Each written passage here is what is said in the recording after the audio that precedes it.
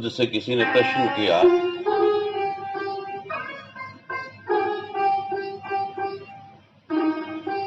क्या तुम भगवान हो? Are you God?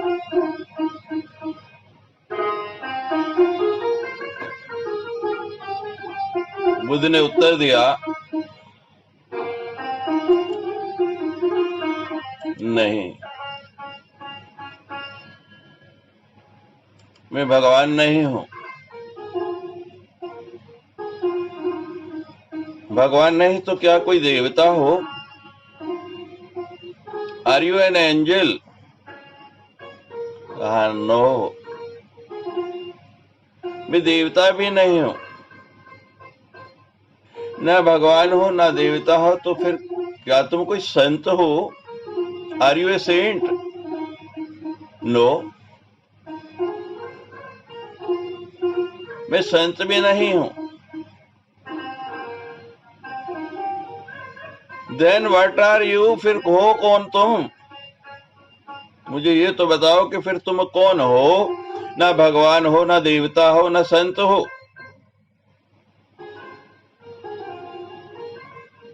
बुद्ध ने बड़ा सुंदर उत्तर दिया। Buddha answered, I am awake, मैं जागा हुआ हूं।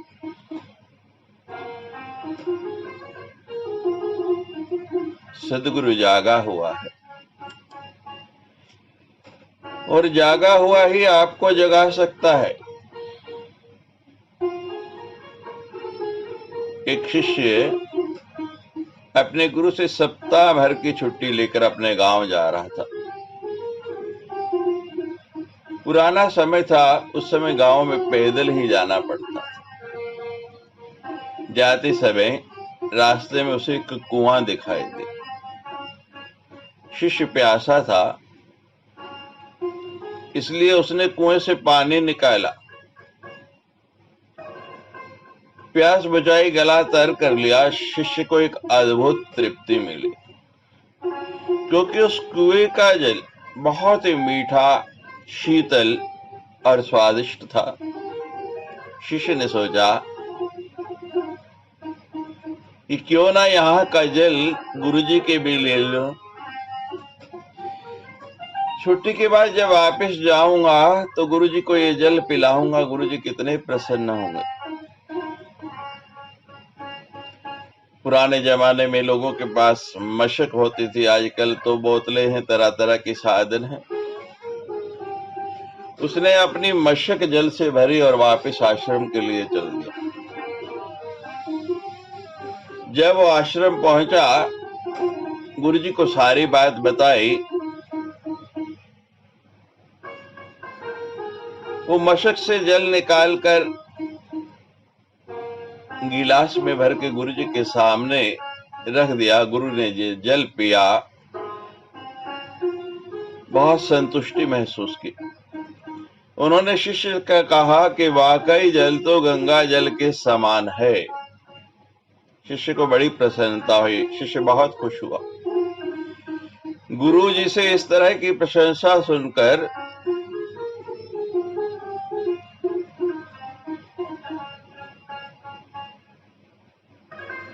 शिष्य अपने कक्ष की ओर चला गया। कुछ ही देर में आश्रम में रहने वाला एक दूसरा शिष्य गुरुजी के पास पहुंचा। उसने भी वह जल पीने की इच्छा दिखाई। गुरुजी ने मशक शिष्य को दी, और उस दूसरे शिष्य ने जैसे ही उस जल का घूंट भरा, पानी एकदम कड़वा उसने बाहर कुल्ला कर दिया। शिष्य कह रहा, गुरुजी आप कहते हैं कि वो कह रहा था कि जल बड़ा मीठा है, शीतल है, मधुर है, स्वादिष्ट है, लेकिन इस पानी में तो कड़वापन है और ना ये शीतल है। आप बेकार ही उस शिष्य की इतनी प्रशंसा कर रहे हो। गुरुजी बोले, बेटा मिठास और शीतलता इस जल में नहीं है तो क्या हुआ? जो इसको लाया उसके मन में जो भाव था उसमें तो मिठास और शीतलता है ना। और सुनो, जब उस शिष्य ने जल पिया होगा, उस जल में मिठास रही होगी, उसमें स्वादिष्टता रही होगी, उसमें शीतलता रही होगी, तभी तो उसके मन में मेरे लिए प्रेम उमड़ा और वो इतनी दूर से ये जल भरकर मेरे लिए लाया। ये बात बहुत महत्वपूर्ण है। मुझे भी इस मशक का जल तुम्हारी ही तरह ठीक नहीं लगा था, लेकिन उसका भाव, उसकी श्रद्धा, उसका प्रेम देखकर मैं ये कहकर उसका मन दुखी नहीं करना चाहता था, और मैंने कहा कि ये जल बहुत स्वादिष्ट है, मीठा है, शीतल है। और सुनो, तुम भी उस शिष्य को जानते हो और मैं भी जानता हूं, वो ऐसा शिष्य नहीं है कि मेरे लिए कड़वा, कसैला, बदबूदार और गंदा जल लाएगा।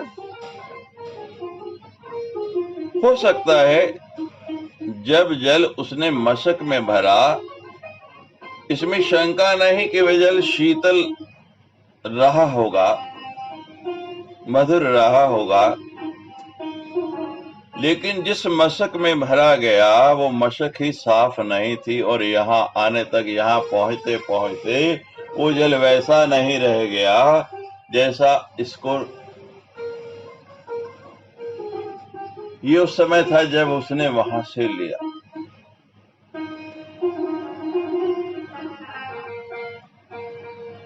बड़ी बोध की बात है ये।